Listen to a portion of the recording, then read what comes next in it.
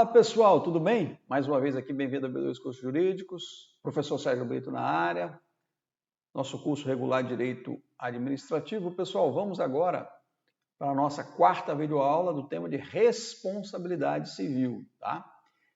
Assunto que nós vamos falar agora dentro desse tema é o direito de regresso. Pessoal, lembrar de uma coisa, o Estado responde perante a vítima, via de regra, de forma objetiva, né? Não há necessidade de provar dolo ou culpa. Posteriormente, quando o Estado indenizar essa vítima, ele tem o direito de regresso perante o agente público. Se o agente público, logicamente, tiver atuado com dolo, ou seja, com intenção, ou culpa no sentido estrito, quer dizer, com negligência, com imprudência ou imperícia. Sempre o agente público responderá só na forma subjetiva, tá? Porque ele tem que ter atuado com culpa no sentido amplo, como nós já vimos. Vamos lá para a tela para a gente entender isso melhor. Olha só, a obrigação de o agente público ressarcir a administração pública ou então delegatária de serviço público depende da comprovação da existência de culpa ou dolo deste agente, caracterizando a sua responsabilidade como subjetiva, né? Responsabilidade com culpa no sentido amplo. Para a administração ou delegatária de serviço público. Por que eu estou falando delegatário? Porque lembre-se que lá no artigo 37, parágrafo 6º da Constituição, diz que as pessoas jurídicas de direito privado, prestadora de serviços públicos, também respondem de forma objetiva. Então, os agentes dessas delegatárias de serviço público, dessas concessionárias, permissionárias de serviço público, irão, obviamente, ter o direito de regressar contra os seus agentes também. Agora, para isso, né, tanto ela como a administração, o que ela precisa? Primeiro, provar que ela teve que indenizar essa vítima.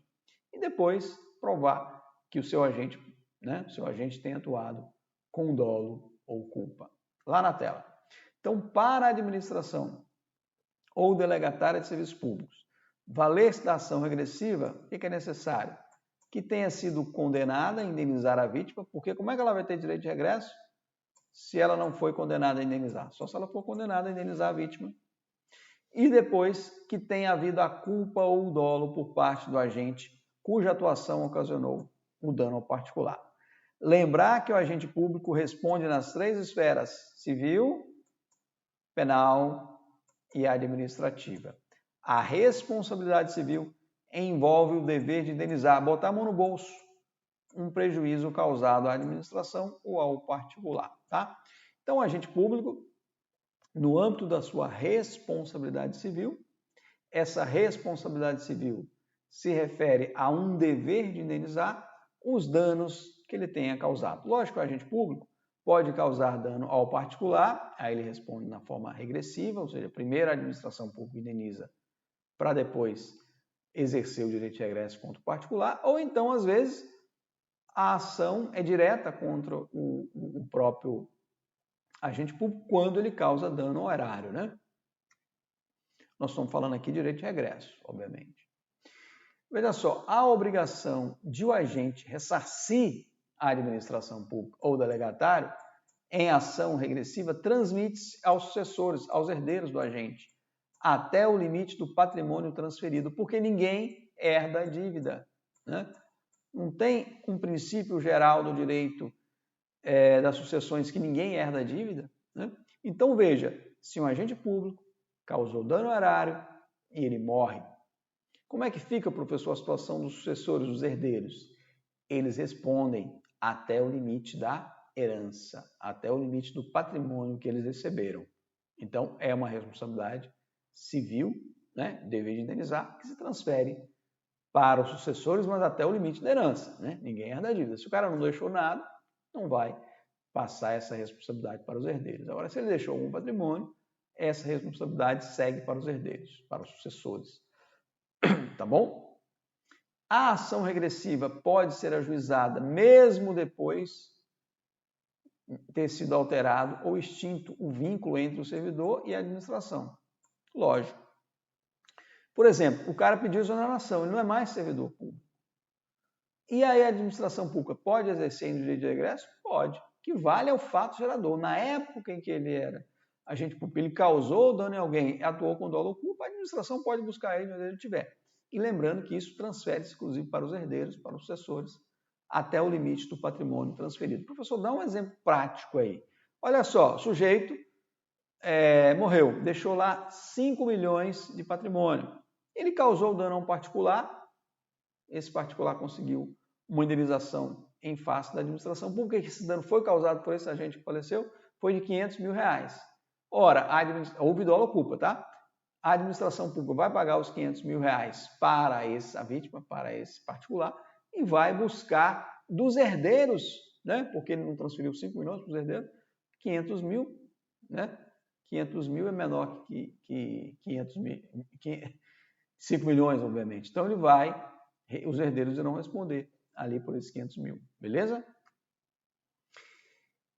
Pessoal, esse tema 940, antes eu vou indagar vocês, fazer uma pergunta para vocês. Será que a vítima, o ofendido, aquela pessoa que teve um bem lesado, um patrimônio lesado, o dano moral ali ocorrido, será que ele pode entrar contra o agente público ou ele tem que entrar só contra a entidade estatal, a administração, o Estado? Somente contra o Estado. Porque é aquela questão da dupla garantia, da dupla proteção, né? O Estado responde perante a vítima. E a vítima, uma vez recebendo a indenização, aí o Estado pode entrar com direito de regresso entrar com ação regressiva contra o particular. Nós vamos ver que existe um instituto chamado denunciação da lide, que no próprio processo o Estado pode chamar esse agente público para o processo. Mas o que não pode acontecer é a vítima ingressar com ação, né, contra o agente público cobrando aquela indenização, ou mesmo contra a administração e o agente público em litisconsorte necessário, em litisconsorte passivo. Não pode, tá bom? O Supremo decidiu que não. Olha só. O Supremo, nesse tema 940, diz o seguinte: a teor do disposto no artigo 37, parágrafo 6º da Constituição Federal, a ação por danos causados por agente público deve ser ajuizada contra o Estado ou a pessoa jurídica de direito privado prestadora de serviço público, sendo parte ilegítima para a ação o autor do ato, assegurado o direito de regresso contra o responsável nos casos de dolo ou culpa, dupla garantia. Enfim, o STF não admite o litisconsorte passivo. Ele não admite nem o litisconsorte passivo e nem que a vítima ingresse com ação somente contra o agente público. Então, o que a vítima tem que fazer? Entrar com ação contra o Estado ou contra a pessoa jurídica de direito privado prestadora de serviço público. Entrou contra ela. Depois, se lá naquele mesmo processo pode haver o que a gente chama de denunciação à lide, que nós vamos ver daqui a pouco, isso é possível. A doutrina admite, o próprio STJ admite. O que é a denunciação da lide? É chamar aquele agente para o processo para que o juiz, naquele processo, resolva as duas situações. Resolva a situação da vítima perante, né, o Estado, vai decidir se o Estado deve ou não indenizar a vítima, e uma vez reconhecendo essa indenização da vítima, dizer se o agente público, naquele caso, vai responder ou não na ação regressiva, tá bom? O que eu estou querendo dizer, pessoal, que você pode, numa ação só, num processo só, resolver as duas pendências, tá bom? É o que a gente vai falar agora na tela. Vamos lá. Olha só, é o que a gente chama de denunciação da lide e litisconsorte. Litisconsorte nós já vimos que o STF não admite, embora o STJ admita, tá? O que é litisconsorte? É o sujeito entrar, a vítima entrar ao mesmo tempo contra a administração, contra o Estado e contra o agente público. O Supremo Tribunal Federal diz que não é possível isso. Agora, o que é a denunciação da lide? É quando você tem no polo passivo, ou seja, como réu, tem lá como réu o Estado, a administração pública. Aí o procurador diz, olha, aqui esse cara atuou com dolo ou culpa, então ele vai responder numa regressiva. O que o procurador já pode fazer? Denunciar a lide, ou seja, chamar aquele agente para o processo, para que o juiz, naquele mesmo processo, ele resolva as duas relações jurídicas. Se há o dever de indenizar do Estado perante a vítima, se havendo o dever de indenizar do Estado, olhar a situação do agente público. Se o agente público atuou com dolo ou culpa, ele vai responder. Então, o juiz vai, ao mesmo tempo, condenar o Estado a pagar a vítima e o particular a ressarcir o Estado aquilo que ele tem que pagar a vítima, ok? Num processo só já resolve as duas coisas. Denunciação da lide. O STJ admite que o Estado faça uso deste instrumento processual, mas não de forma obrigatória. Ou seja, o Estado decide se ele quer denunciar a lide ou se ele quer esperar terminar o processo indenizatório, né, que a vítima pediu indenização, para conforme for o resultado, ou seja, a vítima ganhou. Aí depois ele entrar com a regressiva contra o agente público. Pode escolher. Ou então o procurador já aproveita, já faz a denunciação à lide e aquele processo corre junto. O processo, ao final, o juiz vai decidir as duas relações jurídicas. Assim, o Estado, depois de condenado, poderá ingressar com ação autônoma de regresso contra o agente público ou já, antes de condenado, aproveitar a ação judicial do particular e fazer essa situação da denunciação da lide, chamando o agente público para o processo, para o mesmo processo. Professor, dá um caso concreto. Vamos lá. João, vítima de um fato praticado por Manuel. Manuel é um servidor público. Manuel praticou ali, dirigindo um veículo, atropelou o João. Tá bom? Não houve culpa exclusiva da vítima, nesse caso. João vai entrar contra o Estado, cobrando, né? João vai entrar contra o Estado ou contra o Manuel? Contra o Estado, cobrando essa indenização. O que o Estado pode fazer? Lembrando que para o STF, João não poderia entrar contra Manuel e o Estado, só contra o Estado. O que o Estado pode fazer? Fazer a denunciação da lide para chamar Manuel naquele processo, para que o juiz, ao final, decida. Primeiro, o Estado deve indenizar ou não João. Se tiver que indenizar João, vamos ver qual é a situação do Manuel, o servidor, se ele tem que pagar alguma coisa ou não, ok? É isso. A Di Pietro, ela só diz que só na ação fundada em responsabilidade objetiva do Estado, mas com a arguição de culpa do agente público, é que seria cabível a denunciação da lide. Essa é uma discussão, tá? Mas o STJ diz que é possível. Agora, em relação à litisconsorte, é possível litisconsorte facultativo, STF não admite litisconsorte, tá? Não admite. O STJ, o STF não admite, o STJ admite, mas como eu falo para vocês, o que prevalece? O STF, tá? O que é o litisconsorte? Vamos lá, tem duas coisas aí de processo que eu tenho que explicar para vocês. Litisconsorte é quando você entra com ação contra mais de uma pessoa, tá bom? Então, o STJ, Superior Tribunal de Justiça, entende que a vítima pode entrar ao mesmo tempo contra o agente, contra a administração e contra o agente, que nós vimos que o STF não admite, ou seja, só pode entrar a vítima pleiteando a indenização contra a administração, contra o Estado. E, posteriormente, o Estado tem duas opções. Ou ele aproveita a própria ação judicial para denunciar a lide, ou seja, chamar ao processo o agente público, para que o juiz, ao final, decida Estado tem ou não o dever de indenizar perante a vítima.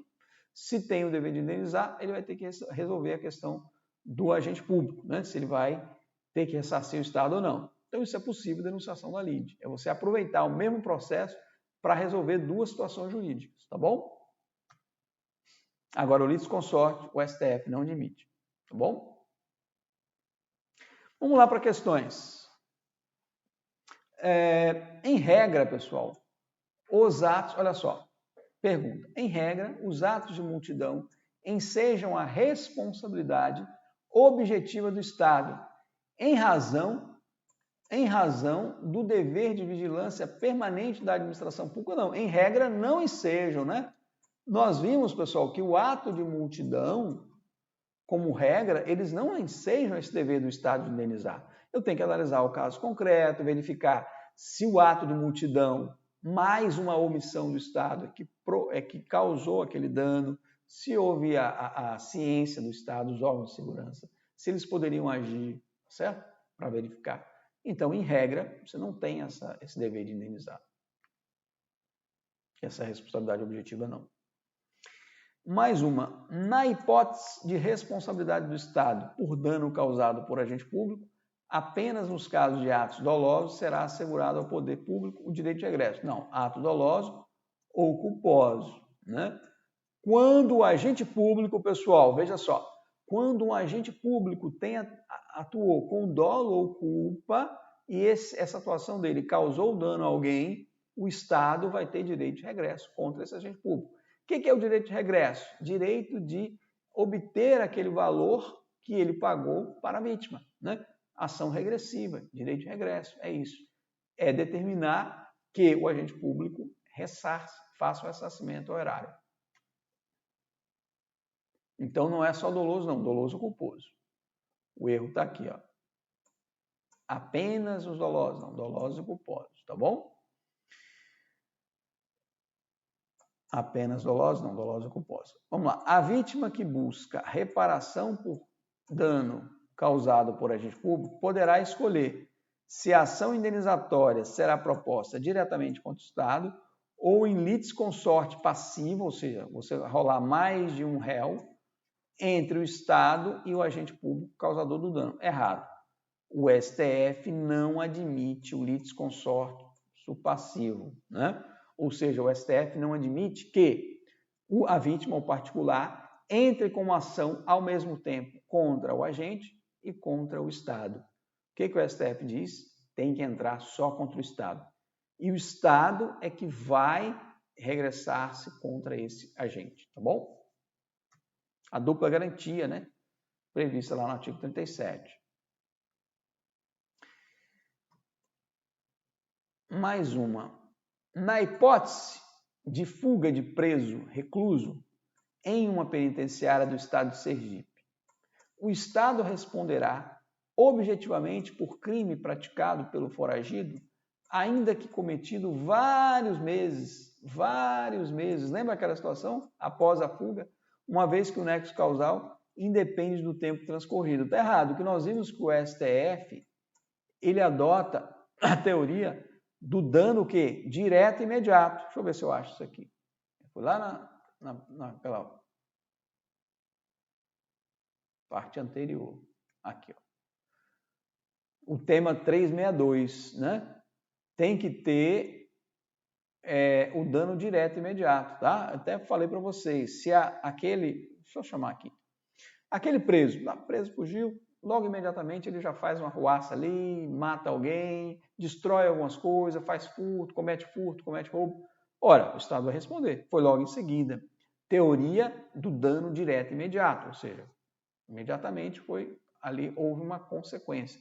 Agora, se meses depois ele causa dano a um particular, o STF diz que não responde, porque não estaria presente, né, esse nexo causal direto, essa relação direta entre o dano e o ato da administração que deixou aquela pessoa fugir, tá bom? Então, vamos lá. Fui lá atrás para a gente resgatar o que eu tinha falado. Está errada, né?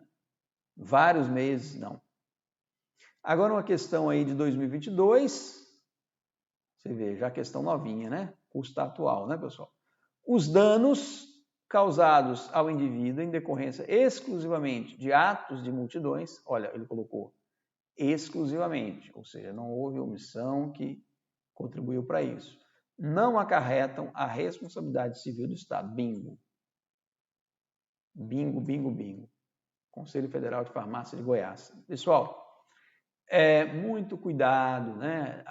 Atos de terceiro, como o caso aí dos atos de multidões, né?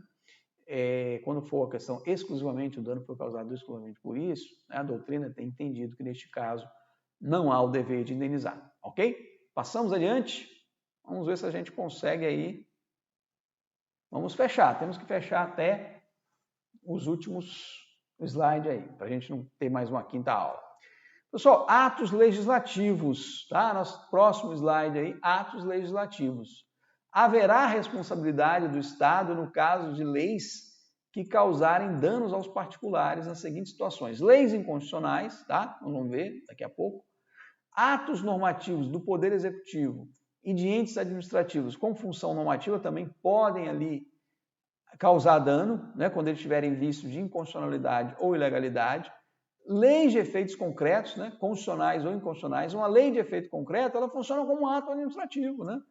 São aquelas que não possuem caráter normativo, não são dotadas da generalidade, impessoalidade e abstração. E omissão do poder de legislar e regulamentar. Veja só, o Estado também responde pelos atos legislativos. Os atos legislativos que causarem lesão, dano a um particular, a um terceiro.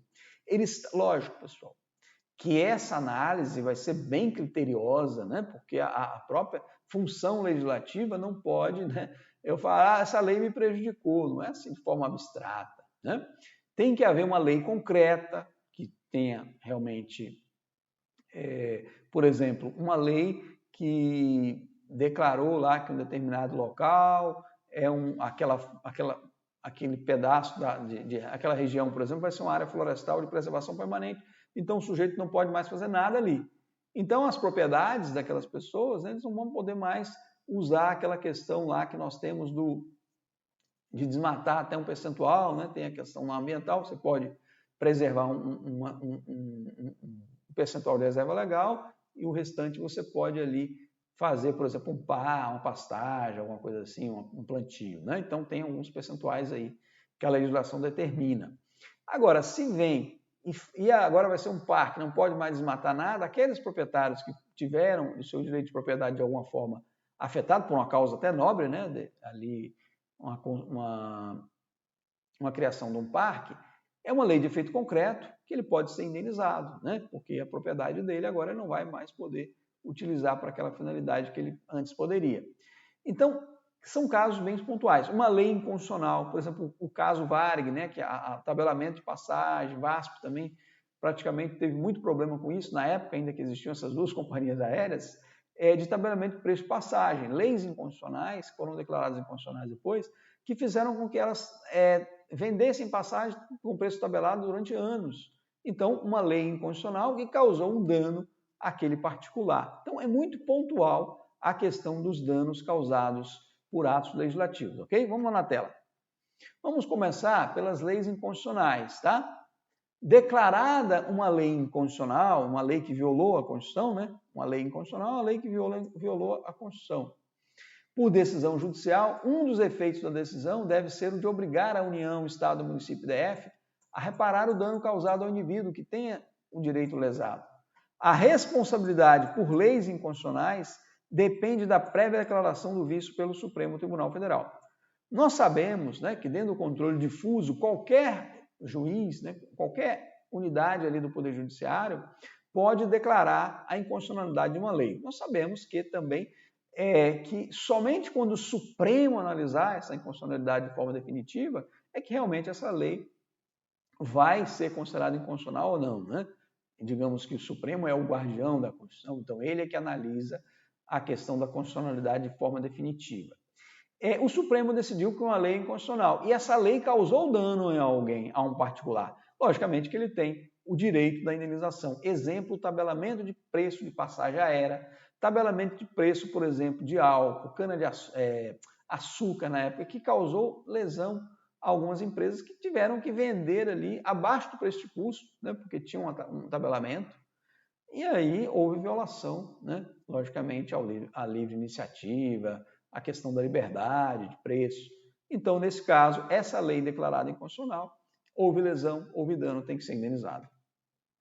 Atos normativos administrativos com vícios de inconstitucionalidade ou de legalidade. Também, né? Para os atos normativos administrativos inconstitucionais, o vício deve ser declarado por órgão judicial, o judiciário deve se manifestar sobre isso, antes que se pleiteie a indenização pelos danos decorrentes. Por sua vez, os prejuízos decorrentes de atos normativos ilegais podem ser pleiteados desde logo na mesma ação em que se pede o reconhecimento da ilegalidade. Pessoal, aqui o que há? Ato legislativo no sentido amplo, né? Pode ser até um ato normativo do próprio Poder Executivo. Esse ato foi declarado ilegal, um ato que regulamentou determinada atividade foi declarado ilegal, e essa ilegalidade acabou causando dano a um particular, tem sim a administração, né, o Estado, o dever de indenizar. Ok? Leis de efeitos concretos. O que são leis de efeitos concretos? São verdadeiros atos administrativos. Ela não tem o caráter de generalidade, de ser abstrato. Por exemplo, uma lei que cria uma reserva florestal, né, uma determinada área, ali tinha um fazendeiro, como eu falei, que tinha a perspectiva, né? Ele poderia, desde que reservasse, né, a reserva legal, deixar um determinado percentual ali de mata nativa, ele poderia ter desmatado para fazer alguma atividade ali da agricultura, né, ou da pecuária dentro da lei, tá certo? Agora, com essa criação dessa reserva florestal, ele não vai poder mexer em mais nada. Então, a propriedade dele acabou, de alguma forma, sendo atingida. Então, ele tem o direito de ser indenizado por aquela parcela que ele deixou agora, não vai mais poder fazer a atividade econômica dele, ok? Que ele ia fazer antes. Então, veja, a responsabilidade do Estado em nada difere da responsabilidade por atos da administração, neste caso aqui, em se tratando de leis de efeitos concretos. Nessa hipótese, aceita-se a responsabilidade do Estado, mesmo que a lei seja constitucional, pois essa lei pode causar um dano injusto aos particulares.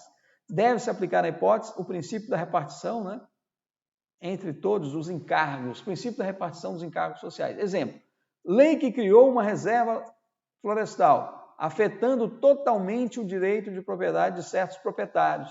Então, neste caso, o que nós vamos ter? Aqueles proprietários que tiveram seu direito de propriedade de alguma forma afetado, eles terão o direito de ser indenizados. Tá? Essa é uma questão bastante pontual, né, pessoal? É muito comum, é mais frequente cobrar a parte de atuação administrativa, mas a administração pública, o Estado, né, vamos dizer assim, ele também responde por atos legislativos, tá bom? Omissão do dever de legislar e regulamentar, também a omissão do legislador poderá ensejar a responsabilidade de perdas e danos. O STF não reconheceu o dever de indenizar diante da inércia do Executivo em iniciar a revisão de vencimento dos servidores públicos. Pessoal, isso aqui já é uma matéria bastante batida. Durante um tempo se imaginou que todo ano está lá a previsão da revisão anual do servidor, da remuneração do servidor público, mas isso às vezes fica um ano sem revisar, né? Sem revisão. E houve ação já nesse sentido para que o STF condenasse a União a indenizar o servidor, porque ela não regulamentou a lei, ou não criou a lei para reajustar o salário dos servidores. Mas o STF disse que não haveria dever de indenizar neste caso, tá bom? Embora esteja na Constituição que o servidor tem o direito de reajuste anual, parará, esse dever, né, não é observado, tá? Esse dever não é observado. E o STF entendeu que não haveria dever de indenizar. Também caberá a indenização se a omissão danosa for do chefe do Poder Executivo, né, que deixe de regulamentar uma norma legal que torne inviável o exercício dos direitos e liberdades constitucionais e das prerrogativas inerentes à nacionalidade, soberania e cidadania. Pessoal, quer dizer o seguinte, quando o Poder Executivo deixa de regulamentar uma norma e, ao deixar de regulamentar essa norma, está impedindo que determinada pessoa tenha acesso ao direito, essa pessoa pode, de alguma forma, pleitear uma indenização. Agora, eu confesso que isso não é uma coisa fácil. Não é uma coisa fácil porque nós teremos ali que se provar uma omissão, que realmente houve omissão e aquilo causou dano. Então, é uma coisa muito abstrata, né? Mas há uma previsão aí da doutrina elencando essa situação. Atos judiciais, né? Os atos judiciais também podem ser passíveis de indenização, tá? Podem ser passíveis de indenização. Haverá responsabilidade do Estado no caso de erro judiciário, na esfera penal, quando o juiz, por exemplo, determina a prisão de alguém, essa pessoa passa na prisão além do tempo fixado na sentença. O Estado vai ter que indenizar, né? Temos vários filmes, né, com relação a isso. O sujeito era para ficar lá, ou então, ao final, foi descoberto que ele era inocente, ele já tinha sido condenado, transitou em julgado, passou lá vários anos preso, depois descobre que ele é inocente, houve um erro judiciário, né? Então, neste caso, ele é passível de indenização. Lá na tela. O Estado, pessoal, ele indenizará o condenado por erro judiciário, assim como o que ficar preso além do tempo fixado na sentença. Neste caso, a responsabilidade do Estado ela é objetiva, ocorre no caso de prisão ilegal. A prisão cautelar, muito cuidado, que é aquela antes do trânsito julgado do processo, devidamente fundamentada nos limites legais, não gera o direito à indenização em caso de posterior absolvição.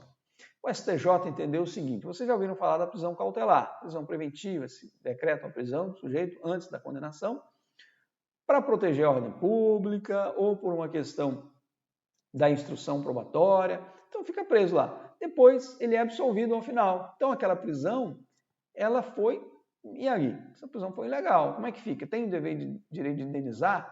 Olha, o STJ decidiu que não haveria o dever de indenizar, porque, na verdade, se aquela prisão foi feita dentro dos critérios da época, dentro dos requisitos adequados, não há o dever de indenizar, ok? Agora, no caso de dolo, fraude, recusa, omissão e retardamento injustificado de providência por parte do juiz, haverá a responsabilidade pessoal do magistrado por perdas e danos. Neste caso, a responsabilidade do Estado ela é subjetiva. Então, quando o juiz, de forma dolosa, recusa ali, omite no processo, não dá andamento no processo de forma devida, há uma responsabilidade pessoal daquele juiz. E o Estado aí só responderia de forma subjetiva se houvesse de alguma forma dolo ou culpa do Estado, que não fiscalizou e por aí vai, ok? Mas a responsabilidade é pessoal do juiz. Pessoal, vamos seguir. Eu pretendo terminar, mesmo que a videoaula fique grande, para a gente não partir esse tema, o mais uma videoaula. Jurisprudência do STF sobre esse assunto. Salvo nas hipóteses de erro judiciário e de prisão além do tempo fixado na sentença, previstas no artigo 5º, inciso 75 da Constituição, bem como nos casos previstos em lei, a regra é de que o artigo 37, parágrafo 6º da Constituição Federal não se aplica aos atos jurisdicionais quando emanados de forma regular e para o fiel cumprimento do ordenamento jurídico. Isso aqui, pessoal, foi num caso em que tem uma prisão ali do sujeito cautelar. Lógico, ele ficou preso além do tempo, não tem o que discutir, vai ser direito de indenização. Ou então, se ele foi condenado, ficou preso, já condenado ao trânsito julgado, depois de uma revisão criminal e ele é absolvido, tem também o dever do Estado de indenizar. Agora, no caso de prisão cautelar, prisão provisória, que depois, ao final do processo, ele é absolvido, já tem jurisprudência favorável à administração nesse sentido, ao poder público, que não tem o dever de indenizar, tá bom? Não se aplica aos atos jurisdicionais, é o caso aqui da prisão cautelar. Agora, nós sabemos que o Poder Judiciário também pratica ato administrativo, Os atos do Poder Judiciário que não implicam o exercício da função jurisdicional, mas mero ato administrativo, é cabível a responsabilidade do Estado, aplicando-se a mesma regra dos demais atos administrativos. Obviamente, pessoal, se o Poder Judiciário está atuando como função administrativa, eu vou aplicar a mesma situação dos atos administrativos. Eu só quero que você entenda que o Estado responde não só por atos administrativos, mas por atos legislativos e por atos judiciais. Logicamente que, em relação a atos judiciais e atos legislativos, essa responsabilidade ela é bem pontual, Ela não se estende aí para toda e qualquer situação. Vamos agora falar um pouco da responsabilidade primária e a responsabilidade subsidiária. Pessoal, antes aqui comigo, para a gente andar mais rápido na tela, quando eu já explico o que é. Veja só, responsabilidade primária é uma responsabilidade que ocorre perante a administração, para a administração pública e para os prestadores de serviço público, entidades privadas que prestam serviço público, elas respondem de forma primária, ou seja, a vítima tem que entrar primeiro contra elas, tá? E o Estado pode responder de forma subsidiária em quais casos? Por exemplo, quando depois de ingressar ali contra uma autarquia ou contra uma pessoa jurídica que presta o serviço público, a vítima não consegue receber a indenização, porque essas pessoas quebraram, aí sim o Estado vai responder de forma subsidiária. Responder subsidiariamente é depois de primeiro ingressa contra ali o responsável primário, se caso ganhar a ação, ter o direito de indenização mas essa pessoa não tiver mais patrimônio para pagar, aí sim que deve entrar contra o Estado numa responsabilidade subsidiária. Vamos lá para a tela. Veja só, responsabilidade primária é aquela diretamente atribuída à pessoa jurídica a que pertence o agente público causador do dano. A responsabilidade do Estado será primária quando o dano tiver sido provocado por um de seus agentes. Aí é primária. Se um agente público estiver atuando em nome da União, do Estado, do município, DF, ou de alguma pessoa administrativa, né, da administração indireta, autarquia, fundação pública, sociedade de economia mista, o dano ali, pessoal, ele primariamente, né, ele vai ser atribuído à pessoa jurídica a cujo quadro pertencer. Por exemplo, servidor do INSS causa um dano a um particular, o INSS responde de forma primária, não é isso? Por quê? O INSS é uma autarquia e ele responde pelos seus próprios atos. Então, o sujeito não vai entrar contra a União, e sim contra o INSS. Servidor do INSS causar dano a um particular, nós estamos falando ali de uma autarquia que responde pelos seus próprios atos, os atos praticados pelos seus servidores, essa autarquia que responde. A responsabilidade subsidiária ela vai ocorrer quando aquela vítima não consegue receber a indenização, seja de uma entidade da administração indireta, seja de um prestador de serviço público, seja de uma pessoa que contratou com a administração, mas que responde de forma primária, ela não tem mais patrimônio para pagar, aí o Estado vai ser acionado de forma subsidiária, ok? Olha só, está lá na tela. Responsabilidade subsidiária é responder depois de, tá? Sua configuração depende da circunstância do responsável primário não ter condições de reparar o dano por ele causado. Responde depois do responsável primário, né? Nem sempre a responsabilidade do Estado será primária. Possuem responsabilidade primária pelo dano causado a terceiro as pessoas da administração indireta, as pessoas jurídicas prestadoras de serviço público, por delegação negocial, concessionário, permissionário, né? Vamos a um exemplo. Imagine você que a Oi é uma prestadora de um serviço público, né, de telefonia, um serviço público federal. Vamos supor que a Oi está em recuperação judicial, né? Vamos supor que uma pessoa entre com a indenização, pedindo indenização contra essa prestadora de serviço público, e ela não tenha mais recursos para pagar essa indenização. Aí, de forma subsidiária, esta pessoa poderá entrar contra a União. A União é o titular do serviço público de telefonia. Então, se a Oi, que é prestadora de serviço, não tiver condições financeiras de arcar com aquela indenização, aí haverá a responsabilidade subsidiária da União. Lembrar que primeiro deve ser acionada a prestadora de serviço público, a Oi, ok? Então, veja, no caso de empresas que executam serviços públicos, essas respondem subsidiariamente, o Estado só vai responder, a União, Estado, Município, Distrito Federal, só responde de forma subsidiária. Ok, pessoal? Isso ocorre também com relação às autarquias, sociedade de economia mista, empresa pública. Primeiro, o particular vai entrar contra essas entidades. Se essas entidades, uma vez condenadas a pagar a indenização, não tiverem recursos suficientes, aí sim, de forma subsidiária, vai responder à administração, ou seja, o ente estatal. Beleza? Prescrição. Há um prazo para se buscar essa ação indenizatória, né, pessoal? Olha só. Um particular, se a administração pública causou um dano a ele, quanto tempo ele tem para buscar essa reparação deste dano? Nós estamos falando de prescrição. Prescrição é a perda de uma pretensão a um direito. Guarde isso. Quando estamos falando de administração pública, de fazenda pública, o prazo é de 5 anos. Então, o sujeito tem 5 anos para buscar essa indenização. Passaram 5 anos, dançou, já era. Professor, e no caso de pessoa jurídica de direito privado, prestadora de serviço público, este prazo também é de 5 anos? Sim, é uma outra norma, mas também é de 5 anos, previsto na Lei 9.494, de 97, também de 5 anos, ok? Vamos lá para a tela?